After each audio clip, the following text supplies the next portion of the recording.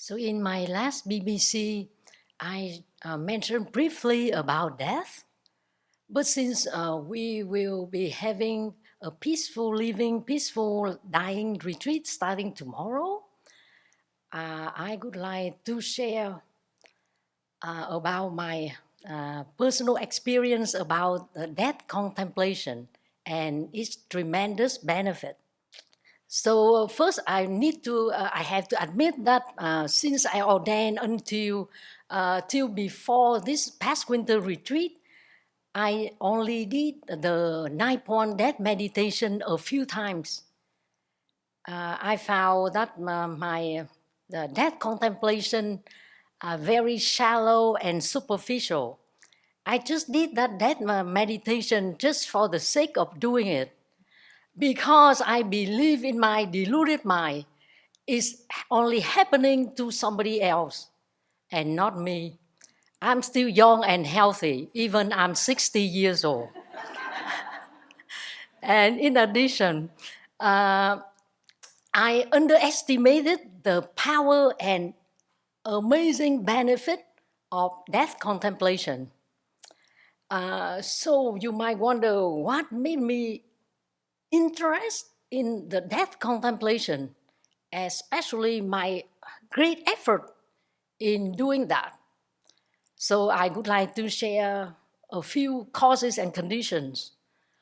First of all, I'm very grateful that the Abbey chose the four foundation of mindfulness this past winter retreat. And of course, because I only did the first part, first part of the 3-month retreat, I decided to focus on the mindfulness of the body. It seems to me that the sixth aspect of the mindfulness of the body either directly or indirectly support and complement for the death contemplation, and I will explain why. For example, using the breath to keep death in mind is very effective and very helpful. For example, if I bring in my mind that this present breath may be my last one, I might die in the time it takes for an in breath or an out breath. I could die I could die on an in breath before breathing out, or with every out breath, I could die uh, before breathing in again. And if this is a powerful reflection because it brings my mind in the present moment in a very striking way. And how about the contemplation on the parts or the organs? It really helped me to think that right now I'm alive, I'm healthy, and my organs are functioning. But I don't know what happened, whether they're gonna function the next moment. What if one organ cease to function, or all of them stop ceasing to function all at the same time? I will die. And not only then, the next one is the elements. Not only I see the interdependence of the organs or the body parts with the external elements, I can see that the element contribute to is one of the cause of death. For example, even my organs are functioning okay, but what if I don't have the external element? I don't have air, oxygen, food, water, or heat, or whatever. Or what if I might die if even I have all the external element, but my organs are not functioning. So relate to that using the breath, the body parts and elements are very, very helpful. And of course, I have to put a lot of effort on contemplate the decay of a corpse. At the beginning of the retreat, I thought I was going to bypass those thinking of using the breath, the organs, the part, or the element, but it seemed it didn't work. It didn't convince me that I'm going to die and my body will become a skeleton. And that is very, very, very helpful. And the next cause is, I think, one of the most beautiful causes is I got an opportunity to go to Vietnam after the retreat to take care of my deceased sister grave. And if there's some her remaining or dust or ashes, I have to bring back. And surprisingly, all I saw is her dust is actually the ninth stage of the decay of her corpse. All her bone became rotten, and what we found is dust. So it's really me to like, oh, I got the precious opportunity to see what the Satipatthana Sutra say about the decay of a corpse. And when I was in Vietnam, I got many opportunities to visit many cemeteries and graves of my grandparents, my ancestors, and stranger when we on the way to go to see visit all my ancestor and relative graves. I also saw many graves along the highway front at the back of the front backyard of a lot of people. It seemed like a lot of people in Vietnam uh, live nearby the grave of their family cemetery, and I'm not sure whether people in Vietnam has an opportunity right there to contemplate about death or not. And the third causes and condition is uh, I, I try to spend a lot of time to recall the causes of untimely death of my older sisters, my relatives, and even my middle and high school friends. And that really convinced me that, wow, I might die. That might occur to me any moment. The next cause is I learned that one of many aspects of life that we need to bring to mind repeatedly and consciously is the nature of our mortality. Our three characteristics, impermanent, pain or unsatisfactoriness, and not self. And I think this one is very helpful, not because we're done with the retreat, we don't think about death anymore. For example, many times a day, for example, after when I wake up, I will think about today, maybe my last day alive. And in my meditation session, I will think, this session may be my last one. Or when I'm breathing, I bring constantly, few times, bring it up to mind, this breath might be my last one. And or after before the purification practice is over, I will think terminal illness, injury, and death might occur to me, might strike me any moment, and it is very, very helpful. And the next cause is the presence of Bonnie, our new Abbey resident.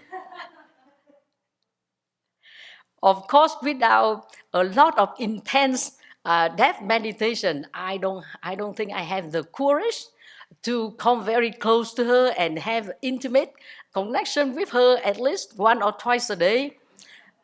It reminds me that I will become like Bonnie anytime soon. And many few times a day when I'm standing, when I'm sitting down, and when I'm lying down or I'm sitting down, I'm going to say, skeleton is sitting, skeleton is standing, skeleton is lying down to remind me that death, I'm here. I'm not like a pendy, but I'm a skeleton. It's very helpful. And the next cause is one of aspect of my many aspect of my practice is to cultivate the present moment awareness. That is grounded in my posture and my bodily activities with clear knowing throughout the day since the time I wake up. And because I know that that is a present moment experience, we can at least, if we have that present moment awareness in our mind, we can see that that come this very instant at the snap of finger, and we can experience that. And the last causes and condition that I think is, I've been really pay attention to the impermanent nature of the body, feeling, mind, and phenomena. But it seems to me that if I use the word impermanent, it seems it doesn't uh, uh, touch my heart deeply. Instead, I would like to use like uncertainty, change, arising or passing away, uncertainty, unpredictability, fleeting, transient, and I think I feel better if I use those words.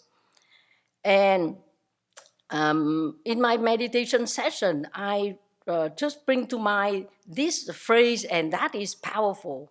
That everything that has the nature to arise has the nature to cease, and part of that, one of that is my body.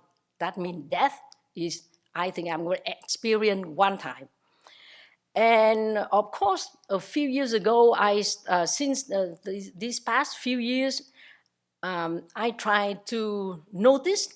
At the beginning of the day, I try to bring in the quality of noticing changes. I mean the gross changes, like the weather, the daily schedule, or the sitting assignment, sitting arrangement, or the guests who come and depart. But that is just the gross impermanent. But it seems to me that lead to me to see that I have many, many more experience with the direct experience, the impermanent changes in my body, feeling, mind, and phenomena. Of course, impermanent at the beginning for me is just an abstract concept. But as I begin to bring in the knowing mind, not the thinking mind, of the into my experience in my meditation session, I can notice or I can see the changes, the arising and passing away at of my body, feeling, and mind as a direct experience and not a conceptual perception. For example, when I start coughing, then I notice that it arises.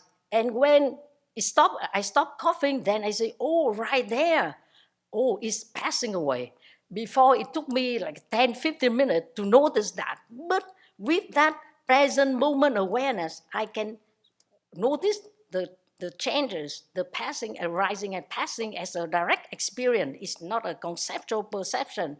And this impermanent, seeing impermanent as a direct experience really convinced me that death happen any moment. And that is very, very powerful. And since this retreat until now, I spent some time to investigate why I'm afraid of death. It's very shocking that I noticed my delusion, my misconception that I own my body, I possess this money, and I can control my body. But contemplating on the elements really very helpful. It helped me see that I rely on nature, the four elements for my survival. This body, my body, belong to nature. I have no control when sickness and death arrive. I can stop the aging process. And I use an analogy to see that when I die, these four elements, my body will dissolve and disintegrate, and all the four elements return to nature. That helped me reduce my fear when facing death. Instead of say, "Oh, I'm losing my body. Oh, I possess this body. Why?" So it's very, very helpful. When I drink water, I in my mind say I'm borrowing water element from nature.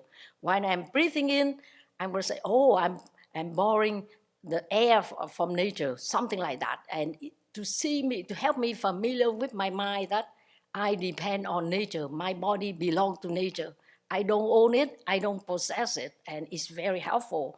And I use the analogy of when I borrow a student car or home loan, I need to pay for my home loan, and that is like that. I have to return to nature what I borrow. I cannot like say, hey, this is my body. So it's very helpful. So lastly, I would like to share some powerful positive effect and transformational experience from that meditation. I noticed that the present moment awareness really helped me catch my affliction that arise quickly. And I can, when I see it arise, I can shift my, I can get that, I can deal with the affliction and say, hey, sorry, I want to backtrack a little bit. When I bring into mind that today is my last day, today might be my last day alive. So today is my last opportunity to liberate my heart from suffering, to free my heart from the defilements of greed, attachment, aversion, hatred, delusion, confusion, and ignorance. And I will do my best. Today is the last opportunity to forgive and to apologize and to let go of my grudge. And that is very, very helpful. When I see my affliction arise, these intention really see that, and I can cut them very quickly, especially the proliferation. I'm happy to say that my affliction reduced tremendously. And the second thing is reflecting contemplation, death contemplation helped me not to put things off, because when I contemplate on the potential immediacy of death, it helped me to see that, to clarify, sorry, that contemplation helped me to see that what I used to put off, like, well, time is not to put off my practice, because for a long time I used to think that, well, this is not quite, the time is not quite right. When all the conditions are better, I will seriously practice, or I have quite a lot of time left. I I have many responsibility and too many goals to achieve, so I will do that later. Or as soon as this part of my life is put together, I will really be able to practice. So that meditation is extremely beautiful. And it helped me not to take for granted this human form, this precious human life, this precious opportunity of being a monastic, and all the conducive condition that I have for practice. And the death contemplation helped me to see that I don't want to die in a very negative mental state, but instead, every day I bring in a motivation to cultivate a positive mental attitude. And when I notice any negative thought arise, I will investigate and let go, and it's amazing. So I hope that you can, you might find the death contemplation bring you some positive effect and transformational experience, maybe for this coming retreat tomorrow.